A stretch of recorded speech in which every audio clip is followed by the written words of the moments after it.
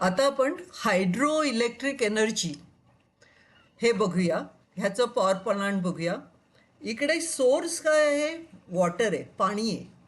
आणि पाण्याच्या प्रवाहामुळे टर्बाईन फिरणार आहे आणि टर्बाईन शाफ्ट फिरवणार आहे. शाफ्टमुळे जनरेटर इलेक्ट्रिसिटी प्रोड्यूस करणार आहे. ओके. आता हायड्रो इलेक्ट्रिक पॉवर प्लांट म्हणजे काय, त्याचे भाग काय आहेत? तर ना, नदीचा प्रवाह असतो. नदी अशी चाललेली असते, नदीचा प्रवाह असतो आणि त्याच्यामध्ये एक बांध घालतात, अशा प्रकारचा एक बांध घालतात. हां. आणि इकडे मागे तो प्रवाह रोखतात. आणखीन इकडे मोठं पाण्याचं रिझर्वॉयर होतं. त्याला काय म्हणतात? रिझर्वॉयर. म्हणजे खूप असं पाणी त्या तिथे अडून असं थांबून राहतं. तर पहिला भाग आहे रिझर्वॉयर. हायड्रो इलेक्ट्रिक प्लांटचा पहिला भाग आहे रिझर्वॉयर. दुसरा भाग आहे वॉल. ती भिंत घातलेली असते ती. आणि ही जी भिंत आहे त्याच्या खाली असा हा जी पाईप असते त्याला पेनस्टॉक म्हणतात. इकडे पण हे बांधकाम आहे, इकडे पण एक बांधकाम आहे. आणि या रिझर्वॉयरमधून पाणी जायला असा जो भाग आहे त्याला पेनस्टॉक म्हणतात. आणि त्या तिथे मध्ये गेट असतो, त्याला स्लुईस गेट असं म्हणतात. ओके. तर काय काय पार्ट बघितले? पहिले आपण रिझर्वॉयर बघितला आणि वॉल बघितला. आणि नंतर या पेनस्टॉकच्या टोकाला इकडे टर्बाईन असते. इकडे टोकाला टर्बाईन असते. आणि ह्या इकडे असं एक पॉवर हाऊस केलेलं असतं ज्याच्यामध्ये जनरेटर असतं. ओके. तर काय काय? रिझर्वॉयर आहे, वॉल आहे, पेनस्टॉक आहे, स्लाइस गेट आहे, इकडे टर्बाईन आहे आणि इकडे पॉवर हाऊसमध्ये जनरेटर आहे. आता होतं काय, हे जे रिझर्वॉयर आहे ना त्याचे आपण 3 भाग असे बघूया पाण्याचे, ए, बी आणि सी. ओके. तर आता हे स्लुईस गेट उघडलं ना का बी मधून पाणी वाहायला सुरू होतं. कुठून पाणी व्हायला सुरू होतं? बी वरून पाणी व्हायला सुरू होतं. आणि ही टर्बाईन आहे, ही जोरात फिरवतं. ती फिरल्यामुळे का हा शाफ्ट आहे तो जनरेटर मधून इलेक्ट्रिसिटी जनरेट व्हायला मदत करतो आणि इलेक्ट्रिसिटी जनरेट होते. तर पहिलं आपण त्याचं कन्स्ट्रक्शन वर्किंग बघूया. तर water stored in the reservoir with potential energy. इकडे एनर्जी कुठली आहे? पोटेन्शियल एनर्जी आहे, थांबून धरलाय त्या पाण्याला. ते स्लाइस गेट ओपन केल्याबरोबर इथून पाणी जोरात फ्लो व्हायला लागतं आणि वॉटर टर्बाईनमध्ये जातं. रिझर्वॉयरमधून वॉटर गेलं टर्बाईनमधून, टर्बाईन फिरली आणि त्यांनी जनरेटरमधून इलेक्ट्रिकल एनर्जी निर्माण केली. हा एक झाला फ्लोचार्ट. दुसरा एनर्जीचा फ्लोचार्ट कुठला झाला? पोटेन्शियल एनर्जी असते. इकडे वॉटरमध्ये पोटेन्शियल एनर्जी आहे. पाणी वाहायला लागल्यावर काय होतं?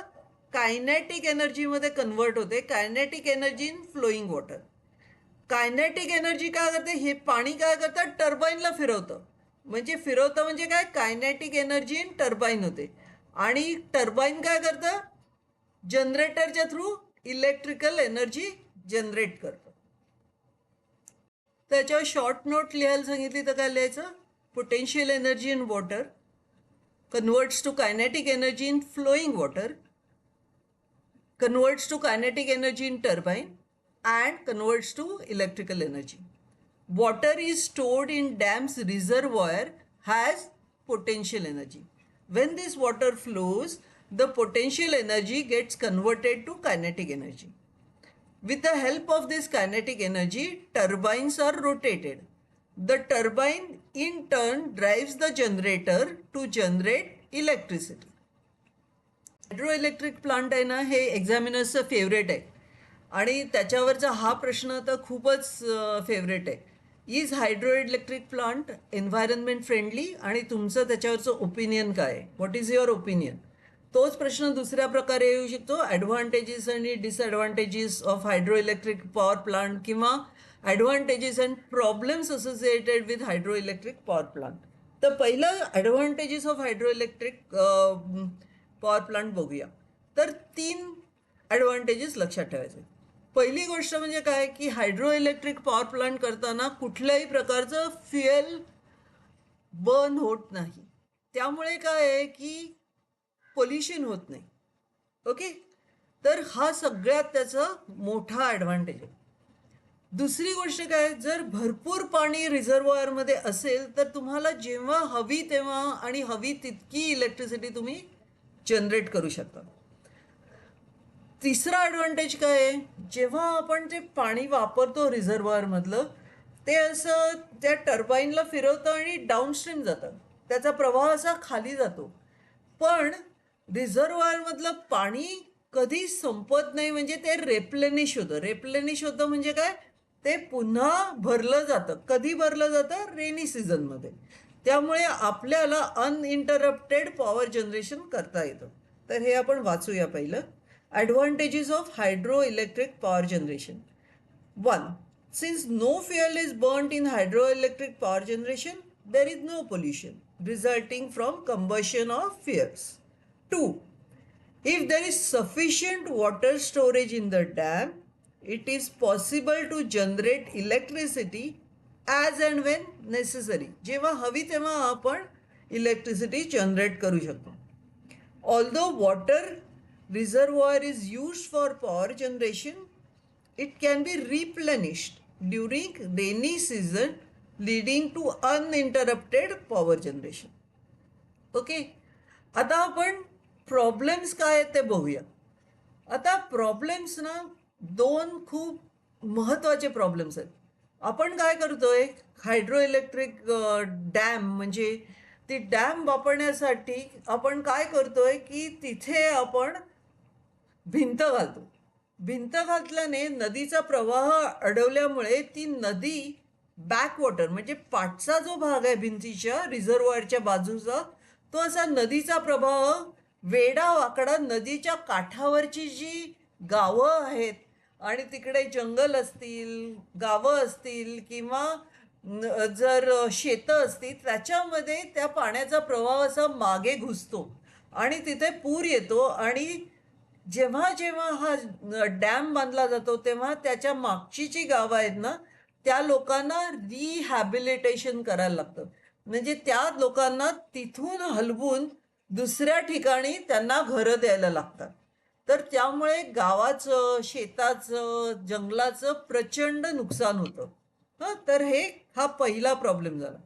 दुसरा प्रॉब्लेम काय झाला, नदीमधले जे ॲक्वाटिक लाईफ असतं म्हणजे नदीमधले मासे असतात ना, त्यांचा पण खूप नाश होतो.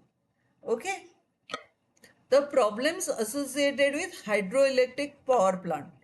The backwater due to storage of water in dam may submerge म्हणजे बुडवून टाकते विलेजेस और टाउन्स इन दॅट एरिया. त्या तिकडच्या आजूबाजूच्या काठावरची टाउन्स, विलेजेस वगैरे ही अगदी पाण्याखाली बुडून जातात. This leads to problems of rehabilitation of displaced population. आणि ह्या सगळ्या पॉप्युलेशनला दुसरीकडे जाऊन सेटल व्हायला लागतं. Moreover this can also submerge forest as well as fertile land. त्याच्याबरोबर ते आजूबाजूची जंगलं, आणखीन चांगली जी जागा असते जिकडे पिकं असतात म्हणजे फार्म्स असतात, ती पण पाण्याखाली बुडून जातात आणि शेताची आणि पिकांची खूप नुकसानी होते. 2. Obstruction of the flow of the river water may have adverse effect on the living world in the river.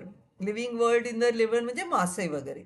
हा फ्लो ऑब्स्ट्रक्ट झाल्यामुळे त्या प्राण्यांना वगैरे, लिव्हिंग वर्ल्ड म्हणजे ॲक्वाटिक पाण्यामधल्या माशांना वगैरे त्रास होतो. आता आपण विंड टर्बाईननी इलेक्ट्रिसिटी कशी जनरेट होते ते बघूया. इकडे सोर्स आहे विंड आणि तो विंड जो आहे वारा, तो ही टर्बाईन गोल गोल गोल गोल फिरवतो आणि मग हा जनरेटर, त्यामुळे जनरेटरचा शाफ्ट फिरतो आणि मग जनरेटर इलेक्ट्रिसिटी प्रोड्यूस करतो. तर ह्या अशा प्रचंड मोठ्या विंड टर्बाईन्स आहेत आणि त्याच्या ब्लेड्स बघा किती मोठे आहेत. जनरली समुद्रावर ठेवतात किंवा मोकळ्या मोकळ्या मोकळ्या प्रदेशात ठेवतात जिथे भरपूर वारा असतो. हां, तर ह्या इकडे त्याचे सगळ्या ह्या गोष्टी असतात.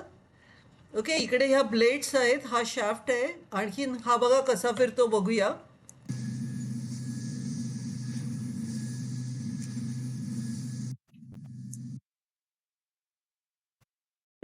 आता आपण विंड एनर्जी बघूया.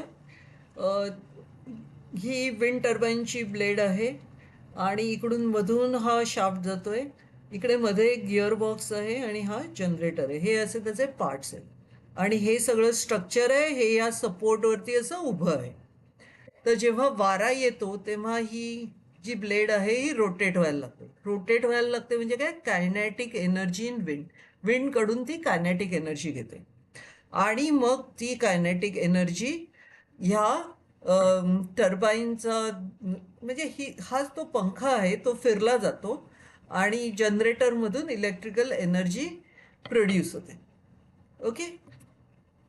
The wind with required velocity. Wind turbine has large fins which help the generator to produce electrical energy. तर ह्याचे फ्लोचार्ट्स अगदी सोपे आहेत. Kinetic energy in wind is converted to kinetic energy in turbine and which is converted to electric energy. हा energy conservation झाला.